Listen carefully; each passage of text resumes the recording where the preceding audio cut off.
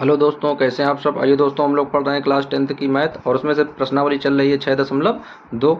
दोस्तों 6.2 के हम लोगों ने 2 सवाल क्लियर कर लिए थे। अब आइए देख लेते हैं दोस्तों तीसरा सवाल। तो तीसरे सवाल में दिया गया आकृति 6.18, यानी ये आकृति बनी है 6.18। तो ये आकृति बनी दोस्तों 6.18। इस तरीके से देख लेते हैं, ये एक चित्र बना है। क्या कह रहा है, आकृति 6.18 में यदि एल एम समांतर है सी बी के, यानी कह रहा एल एम, यानी एल एम जो है वो समांतर है सी बी के, इसके समांतर है। उसके बाद में कह रहा एल एन जो है वो समांतर है सी डी के। तो कह रहा है कि सिद्ध कीजिए ए एम बटे ए बी बराबर ए एन बटे ए डी। दोस्तों ये हमें क्या करना है, ये हमें सिद्ध करके लाना है। तो आइए देख लेते हैं प्रश्नावली 6.2 का तीसरा सवाल किस तरीके से हल होगा। अब आइए दोस्तों देख लेते हैं, प्रश्नावली चल रही है 6.2। तो लिख लेते हैं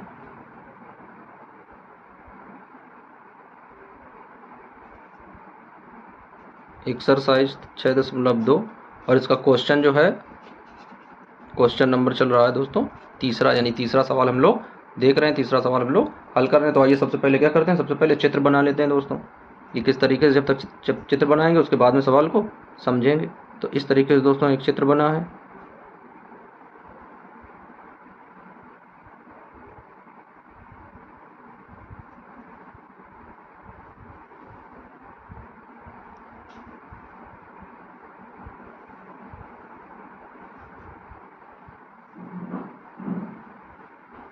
इस तरीके से दोस्तों एक चित्र बना है। नाम लिख देते हैं।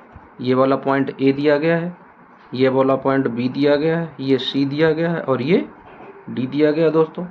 अब देख लेते हैं, इसी के समान एक इस तरह का पॉइंट दिया गया है और एक इस तरह का पॉइंट दिया गया है। ये वाला पॉइंट जो है ये एम है, ये वाला जो है ये एल है और ये वाला जो है ये एन है। तो दोस्तों इस तरह से ये सवाल दिया गया है। अब ये सवाल हमें हल करना है। सवाल में दिया क्या गया है दोस्तों, देख लेते हैं सवाल में क्या क्या चीज़ें दी गई हैं। तो देख लेते हैं, दिया गया है यदि, सवाल में दिया गया दोस्तों यदि क्या दिया गया है, एल एम समांतर है सी बी के। कह रहा एल एम समांतर है सी बी के और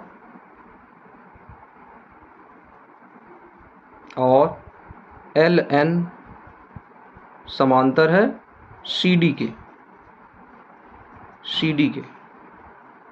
तो हमें सिद्ध क्या करना है दोस्तों, तो हमें सिद्ध करना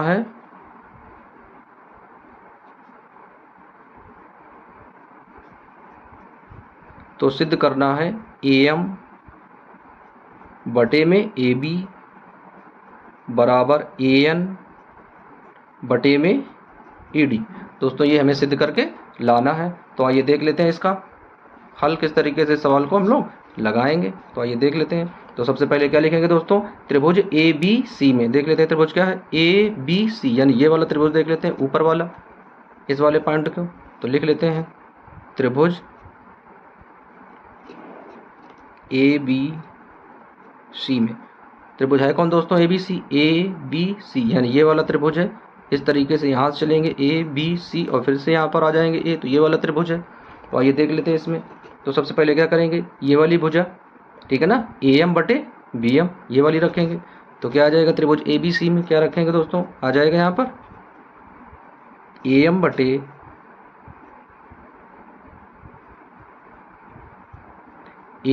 एम बी, इस तरीके से। अब इधर वाली भुजा रखेंगे तो क्या आ जाएगा दोस्तों, यहाँ पर आ जाएगा ए एल बटे ए एल बराबर ए एल बटे, अब आगे वाली लिखेंगे तो एल सी, तो एल सी, यानी ये वाली भुजा, उसके बाद में ये वाली भुजा कहाँ गए, ए एम बटे एम बी, उसके बाद में ए एल बटे एल सी, इस तरीके से है। फिर क्या करते हैं, जो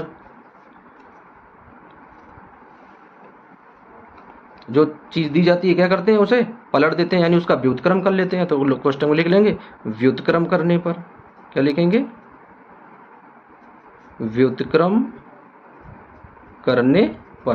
तो व्युत्क्रम में क्या करते हैं दोस्तों, संख्या पलट देते हैं। तो एम बी जो है, एम बी ऊपर चला जाएगा, तो क्या आ जाएगा ऊपर, एम बी बटे ए एम नीचे आ जाएगा, तो रख देंगे ए एम बराबर, इधर भी ऊपर चला जाएगा, एल सी ऊपर चला जाएगा, तो क्या आ जाएगा, एल सी अपॉन में क्या आ जाएगा, ए एल आ जाएगा। अब क्या लिखेंगे, दोनों पक्षों में एक जोड़ने पर, तो लिख देंगे दोस्तों दोनों पक्षों में एक जोड़ने पर, दोनों पक्षों में क्या कर देते हैं, एक जोड़ देते हैं। तो आइए दोस्तों एक जोड़ देते हैं दोनों पक्षों में, तो क्या आ जाएगा यहाँ पर आ जाएगा MB बटे AM प्लस 1 बराबर, इधर जोड़ देते हैं तो LC बटे AL और प्लस का 1, इस तरीके से।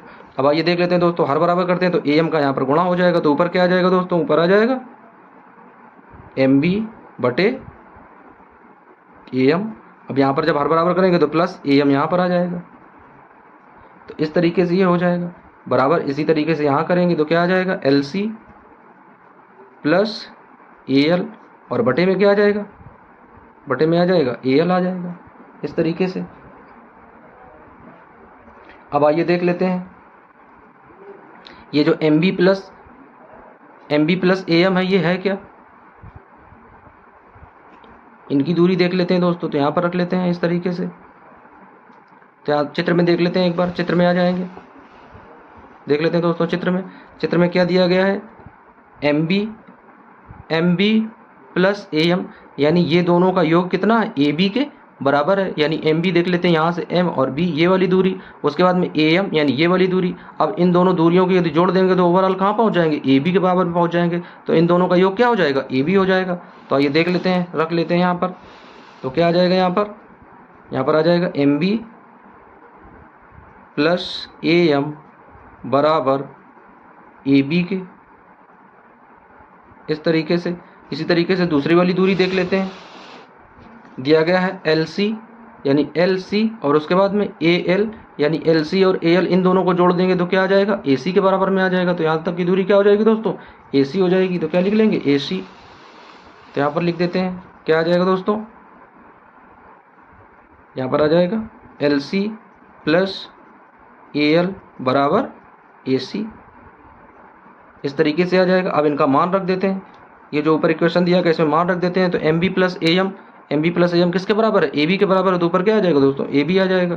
तो AB बटे AM इक्वल टू, यहाँ पर देख लेते हैं LC प्लस AL किसके बराबर है, AC के बराबर है। तो ऊपर क्या आ जाएगा, AC बटे AL हो जाएगा। अब क्या करते हैं, जैसे यहाँ पर व्युत्क्रम किया था, फिर से इनको क्या कर देते हैं, फिर से पलट देते हैं संख्याओं को। तो AM ऊपर चला जाएगा, तो क्या आ जाएगा यहाँ पर AM बटे AB बराबर, इधर क्या आ जाएगा दोस्तों, AL नीचे तो AL ऊपर चला जाएगा, तो क्या आ जाएगा AL बटे AC। और दोस्तों ये बन जाएगा इक्वेशन नंबर 1, यानी ये बन जाएगा दोस्तों समीकरण नंबर 1। यानी क्या करेंगे, संख्या को पलट देंगे। तो AM नीचे था, AM ऊपर चला गया, तो AM बटे AB बराबर, AL नीचे था, AL ऊपर चला गया, AL बटे AC, और ये बन गया इक्वेशन नंबर 1। अब आइए देख लेते हैं दोस्तों इक्वेशन नंबर 2। दूसरा इक्वेशन किस तरीके से इसे हल करते हैं, तो यहाँ पर देख लेते हैं दोस्तों, बीच से लाइन खींच देंगे और इसी पेज में समझ लेंगे इस तरीके से।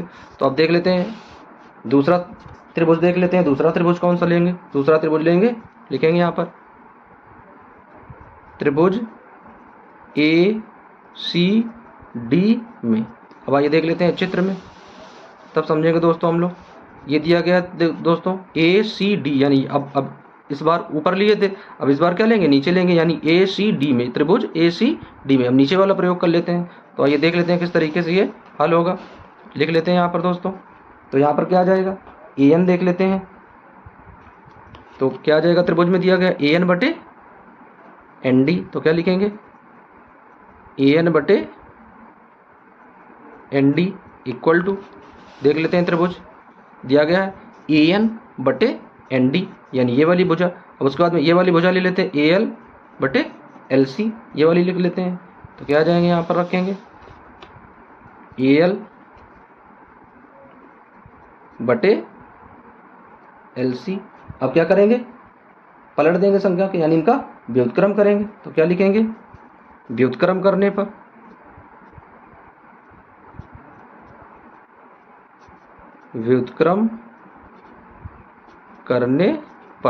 तो ये दोस्तों देख लेते हैं, इनका व्युत्क्रम कर लेते हैं। तो व्युत्क्रम में संख्याएं पलट जाती हैं, तो क्या होगा, ND ऊपर चला जाएगा, तो क्या आ जाएगा, यहाँ पर आ जाएगा ND upon AN equal to, इसी तरीके से LC ऊपर चला जाएगा, तो क्या आ जाएगा LC अपॉन AL। अब क्या करेंगे, दोनों पक्षों में एक जोड़ देंगे। तो लिखेंगे दोनों पक्षों में एक जोड़ने पर, दोनों पक्षों में एक जोड़ने पर। तो आइए देख लेते हैं, जोड़ लेते हैं। तो क्या आ जाएगा दोस्तों, यहाँ पर आ जाएगा ND अपॉन AN प्लस 1 बराबर, यहाँ देख लेते हैं LC अपॉन AL प्लस 1। अब इसमें हर बराबर कर लेते हैं तो AN का इधर गुणा हो जाएगा। तो क्या आ जाएगा, यहाँ पर आ जाएगा ND प्लस AN और अपॉन में AN आ जाएगा, प्लस यहाँ पर देख लेते हैं LC प्लस AL और अपॉन में AN, ये आ जाएगा। अब दोस्तों देख लेते हैं ये दूरी कितनी दी गई है, ND प्लस AN। तो लिख लेते हैं यहाँ पर,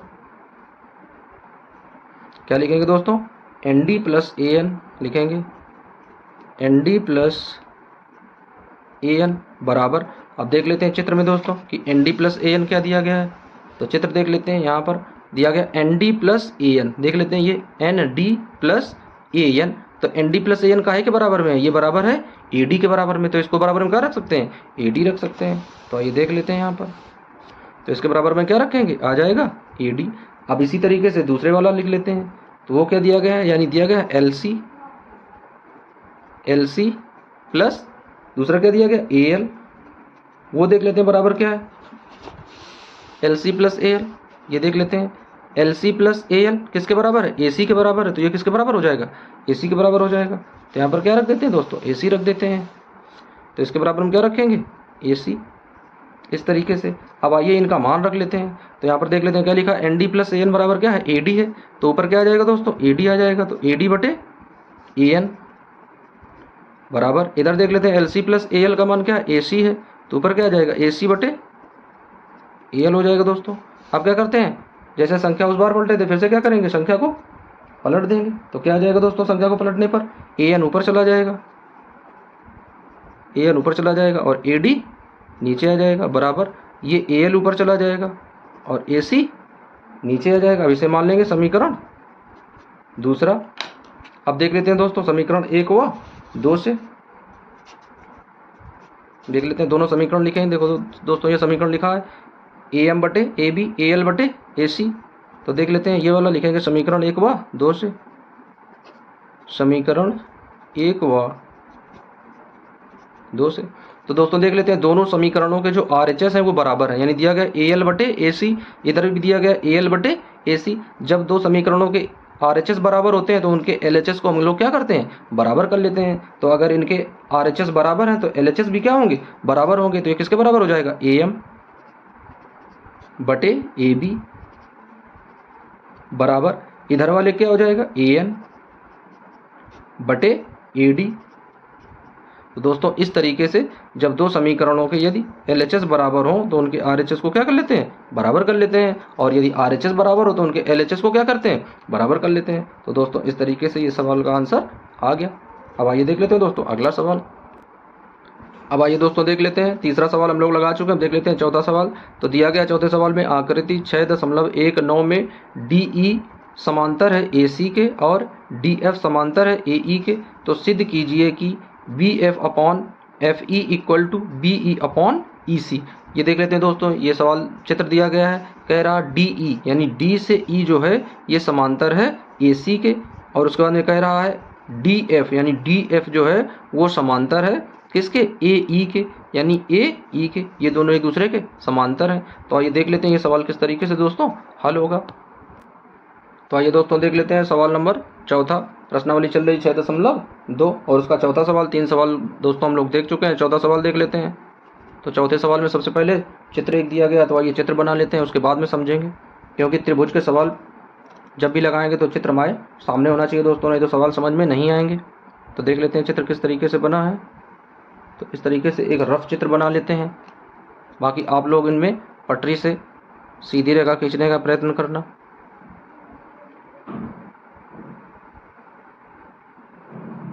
दोस्तों इस तरीके से है, ये वाला जो पॉइंट है, ये वाला पॉइंट दिया गया है A, और ये वाला पॉइंट दिया गया है B, और ये वाला पॉइंट दिया गया है C। उसके बाद में दोस्तों इस तरीके का एक पॉइंट दिया गया है,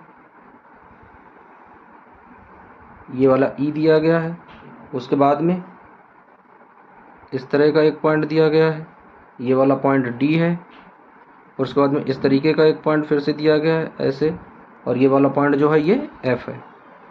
तो इस तरीके से दोस्तों दिया गया है एक त्रिभुज। अब इस त्रिभुज में हमें क्या करना है, देख लेते हैं सबसे पहले क्या दिया गया है इसमें। तो दिया गया है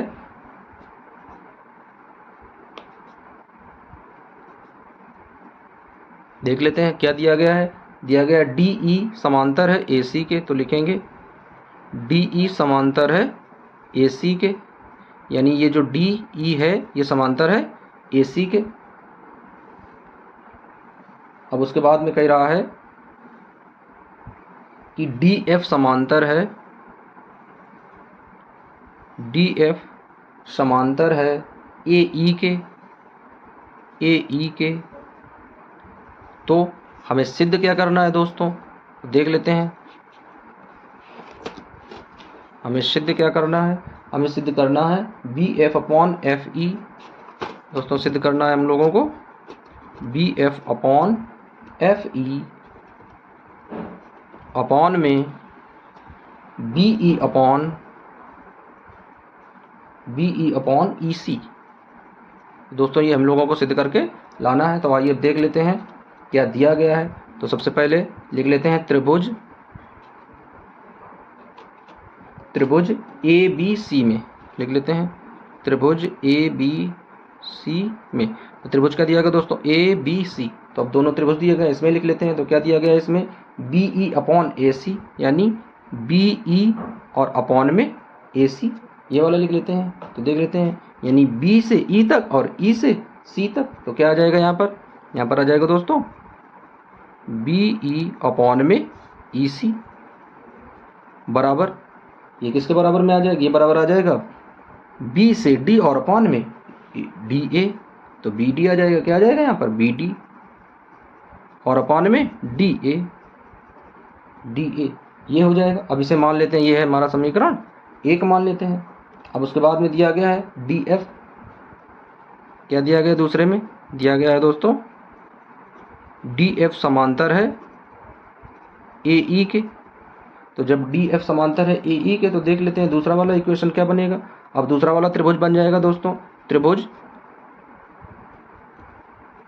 ए बी ई में, यानी ए बी ई में, यानी ये वाला त्रिभुज ले रहे हैं इस वाले त्रिभुज को।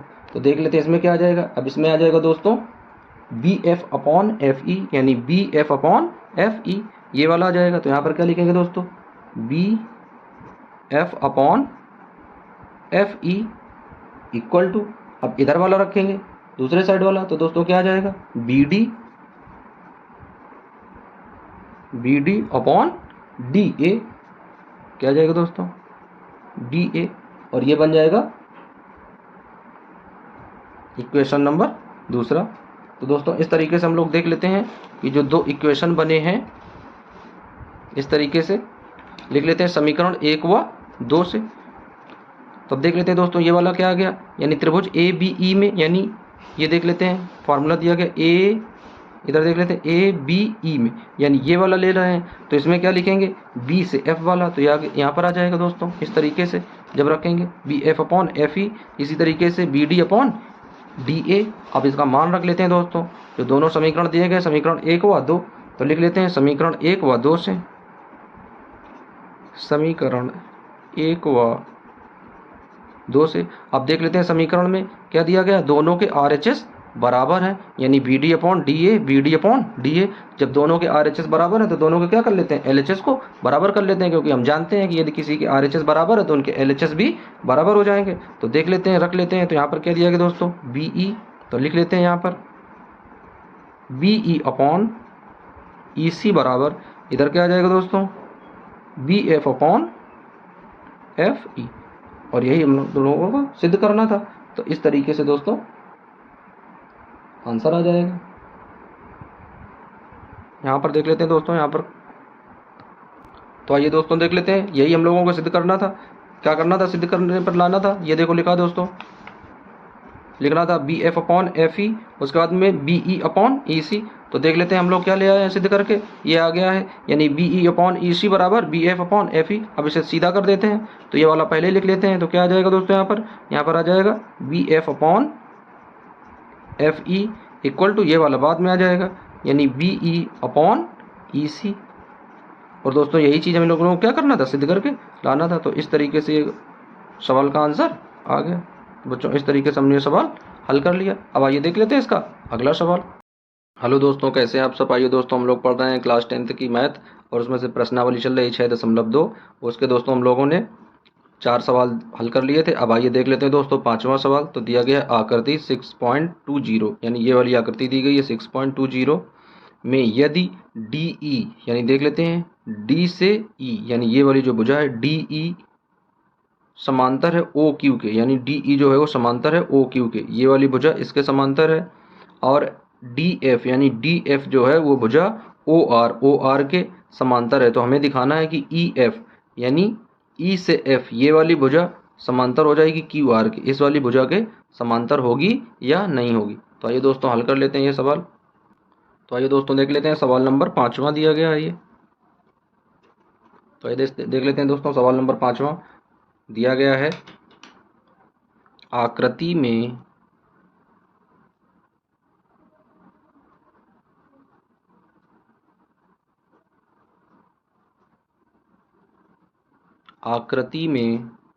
दिया गया डी ई समांतर है ओ क्यू के, यानी डी ई किसके समांतर दी गई है, डी ई समांतर दी गई है ओ क्यू के। और डी एफ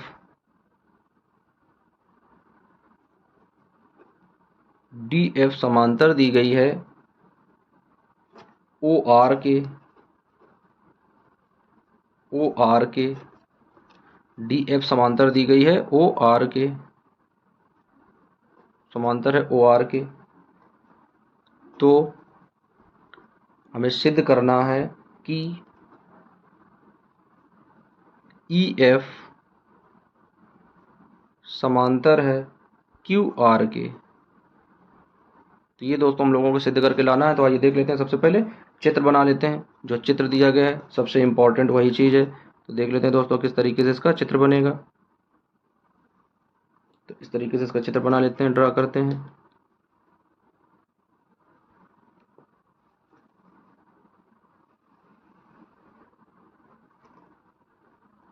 तो ये दोस्तों इसका चित्र बन गया है। ऊपर वाला जो शीर्ष है वो पी दिया गया है, तो यहाँ पर पी रख लेते हैं। उसके बाद में ये वाले दिया गया है क्यू, तो यहाँ क्यू रख लेते हैं। उसके बाद में ये आर दिया गया है, आर रख लेते हैं। दोस्तों जो आकृति में दिया गया है बिल्कुल सेम वही रखेंगे। उसके बाद में यहाँ पर एक बिंदु दिया गया है ओ बिंदु, तो यहाँ से इस तरीके से मिलाएंगे।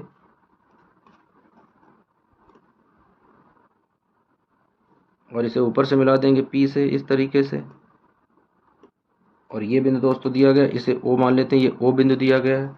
उसके बाद में एक यहाँ पर इस तरीके से सीधी रेखा खींची गई है, इधर ई दिया गया है और इधर एफ दिया गया है।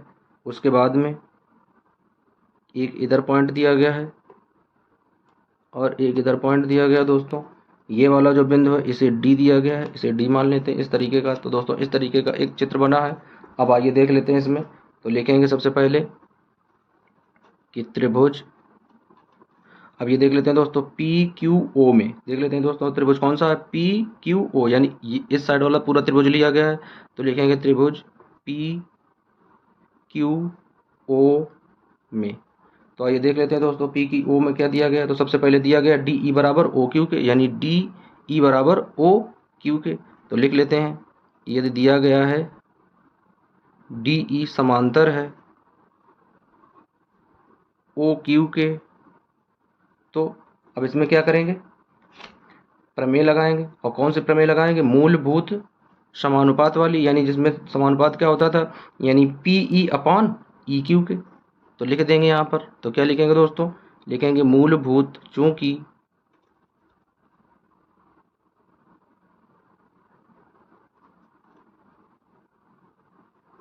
मूलभूत समानुपातिकता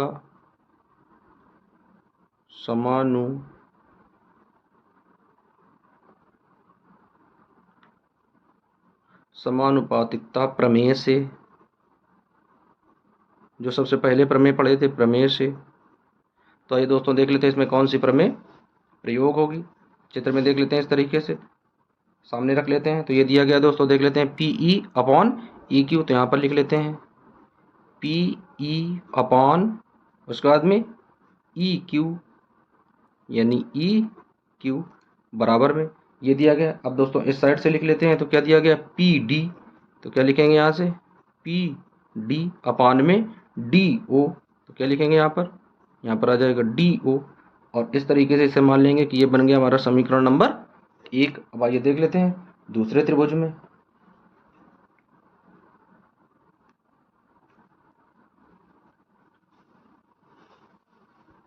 अब देख लेते हैं दोस्तों दूसरा त्रिभुज क्या दिया गया है। तो लिखेंगे त्रिभुज, अब की बार त्रिभुज ले लेते हैं दोस्तों पी ओ आर। देख लेते हैं कौन सा पी, इधर देख लेते हैं पी ओ आर, यानी इस साइड वाला त्रिभुज ले लेते हैं पी ओ आर। देख लेते हैं किस तरीके से रखते हैं यहाँ पर। तो लिखेंगे त्रिभुज पी ओ आर में। अब इसमें देख लेते हैं क्या दिया गया है। तो इसमें दिया गया है डी एफ समांतर है ओ आर के। ओ आर के जब इसमें समांतर है तो इसमें भी वही क्या करेंगे, मूलभूत समानुपातिकता वाली प्रमेय लगाएंगे। तो इसमें क्या आ जाएगा देख लेते हैं चित्र में। तो यहाँ से रखेंगे ऊपर से, तो क्या आ जाएगा दोस्तों, ऊपर से जब रखेंगे इस साइड वाली भुजा तो क्या आ जाएगा P F upon F R. लिख लेते हैं यहाँ पर P F upon F R equal to, अब इस साइड वाली भुजा लिख लेते हैं दोस्तों। तो इस साइड वाली भुजा क्या दी गई है, इस साइड वाली भुजा दी गई P D upon D O. तो दूसरे साइड वाली भुजा लिख लेते हैं।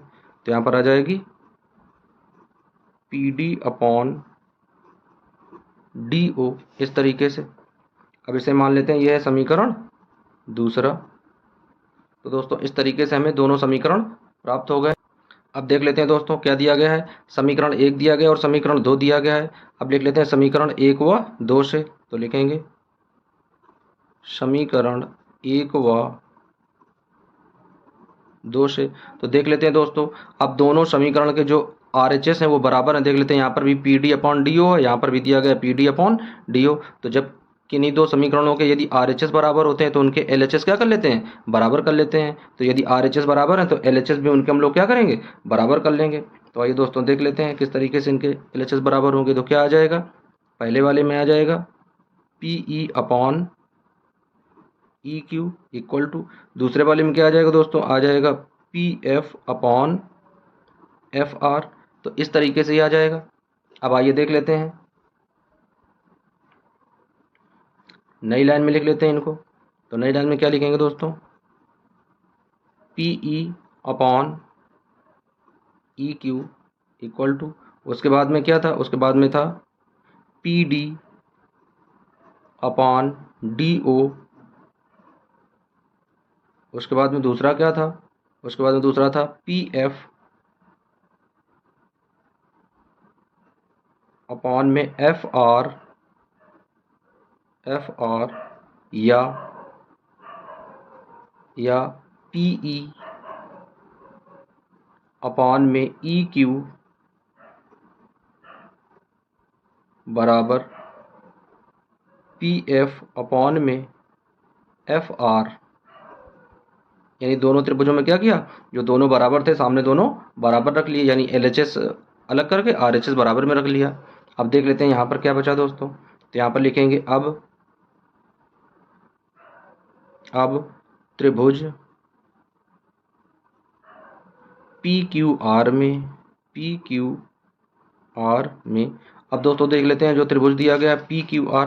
तो देख लेते हैं त्रिभुज क्या बना था, फिर से चित्र में देख लेते हैं। तो ये त्रिभुज दिया गया दोस्तों पी क्यू आर, यानी इस पूरे त्रिभुज का देख लेते हैं। तो बताया गया था, अब ये नियम पीछे जब हम लोग पढ़ चुके हैं नियम कि यदि किसी समकोण त्रिभुज के अंदर दो त्रिभुज होते हैं तो वो कैसे होते हैं, एक दूसरे के समरूप होते हैं। तो वही वाली कसौटी लगाएंगे यहाँ पर।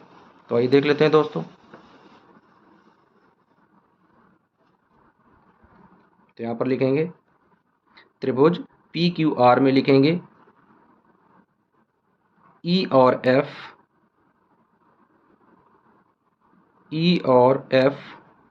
क्रमशः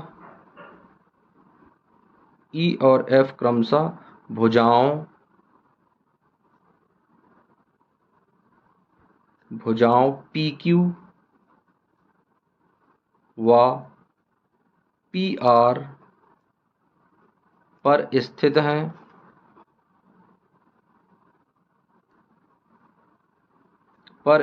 हैं तथा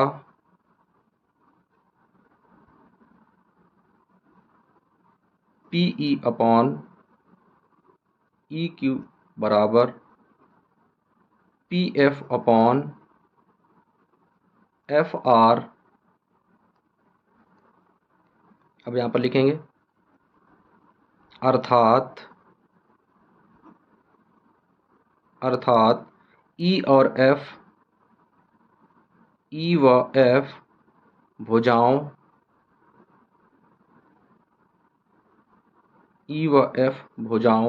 पी क्यू व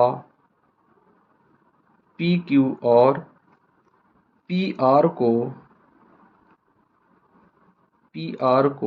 एक ही अनुपात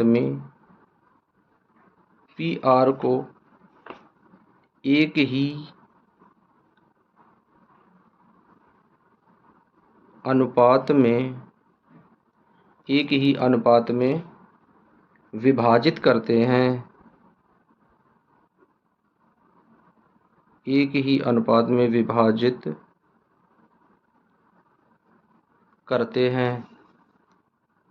इसलिए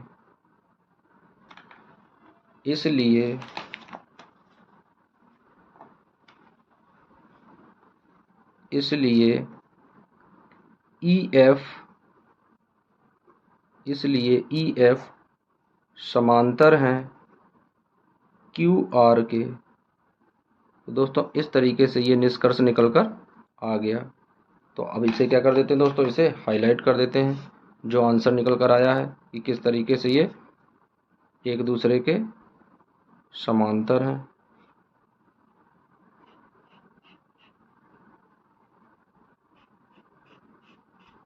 इसे हाईलाइट कर देंगे, यह आंसर आ गया दोस्तों। तो इस तरीके से हम लोग सवाल लगाते हैं।